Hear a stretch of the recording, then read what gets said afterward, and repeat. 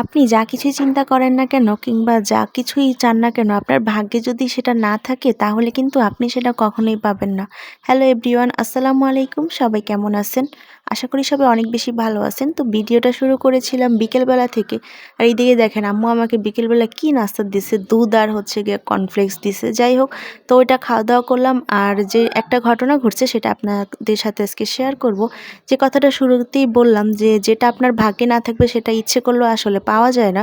তো ঘটনাটা হয়েছে কি, আমাদের যেহেতু শীতকাল পড়ে গেছে হুট করেই হাঁস খেতে ইচ্ছা করলো। আমরা সব বাসার সবাই হাঁস অনেক বেশি পছন্দ করি। তো আব্বুকে আম্মু টাকা দিয়ে বাজারে পাঠাইছে যে হাঁস কিনে আনার জন্য। কিন্তু আনফরচুনেটলি আব্বু হাঁস কিনে আনতে পারে নাই, কারণ আব্বুর হাঁস পছন্দও হয় নাই আর হচ্ছে দামেও মিলে নাই। কারণ এখন যেহেতু শীত আসতে মানে আসি আসি একটা ভাব, তো হাঁসের দাম কিন্তু অনেক বেশি। তো যাই হোক, আব্বু কি আর করার, গরুর মাংস কিনে নিয়ে আসছে ওই হাঁসের টাকা দিয়ে। তো এই জন্যই আর কি বলা যে আসলে নিয়ত করেছিলাম যে হাঁসের মাংস আর রুটি খাবো, কিন্তু দেখেন এই যে গরুর মাংস, মানে কপালে ছিল গরুর মাংস, তো সেটাই আসলে খাওয়া হবে। আর গরুর মাংস আর চালের রুটি কিংবা হাঁসের মাংস দিয়ে চালের রুটি, এটা কিন্তু আমাদের বাসায় অনেক পছন্দ সবাই। এটা আমাদের একটা ঐতিহ্যবাহী খাবারও বলতে পারেন। তো এইদিকে আম্মু মাংস টাংস সব কিছু ধুয়ে পেঁয়াজ কাঁচামরিচ সব কিছু, আম্মুর সাথে আজকে আমিও হেল্প করলাম। তো পেঁয়াজ কাঁচামরিচ আলু সব কিছু কেটে আম্মুকে কাজ আগায় দিলাম। আর হচ্ছে যেহেতু ভিডিওগুলো আমিই করি, সো আমি যখন কাজ করি তখন আসলে কোনো শ্যুট নেওয়া হয় না।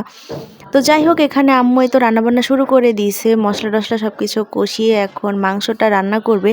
আর এই খাবারটা আমাদের বাসার সবার অনেক পছন্দের, মানে শীতের রাতে বিশেষ করে এই খাবারটা রাতে খাইলে সবচেয়ে বেশি মজা হয়, যে গরম গরম মাংস ভুনা চালের রুটি। আপনারা কে কে এই খাবারটা পছন্দ করেন সেটা কিন্তু অবশ্যই আমাকে কমেন্ট করে জানাবেন। আর আমাদের এটা ঐতিহ্যবাহী খাবার, আর আপনাদের ঐতিহ্যবাহী খাবারগুলোও কিন্তু আমার সাথে শেয়ার করতে পারেন। তো যাই হোক, আম্মু এখানে মাংসটা কষানোর জন্য বসিয়ে দিল, আর এদিকে রুটি বানিয়ে নিচ্ছিল, চালের রুটি। চালের রুটি কিন্তু অনেক মজা লাগে, যদিও আমি খুব একটা বেশি খেতে পারি না, বাট খুব মজা লাগে। তো মাংসটা এখানে কষানো হয়ে গেলে আম্মুই তো আলুগুলা দিয়ে দিচ্ছে, বড় বড় করে আলু কেটে দিছি আজকে আমি আম্মুকে। মাংসর ভিতরে বড় বড় আলু না থাকলে আমার ভালো লাগে না। তো এই তো সুন্দর করে আম্মু মাংসটা কষিয়ে নিচ্ছিল।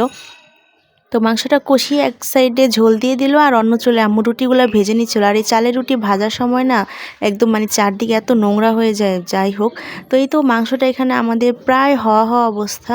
ঝোলটা একটু পাতলা রাখবো যেহেতু রুটি দিয়ে খাবে। তো এই তো রুটিগুলো ভাজা।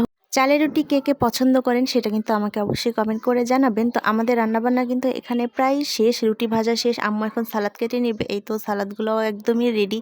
তো আজকে বেশ জম্পেশ একটা খাওয়া দাওয়া হয়েছে আলহামদুলিল্লাহ। বাসার সবাই মিলে একসাথে বসে মজার একটা খাবার খেলাম। আর ভিডিওটা আপনাদের সাথে একটু একটু করে শেয়ার করলাম। ভালো লাগলে লাইক কমেন্ট শেয়ার করে পাশেই থাকবেন। আল্লাহ হাফিজ।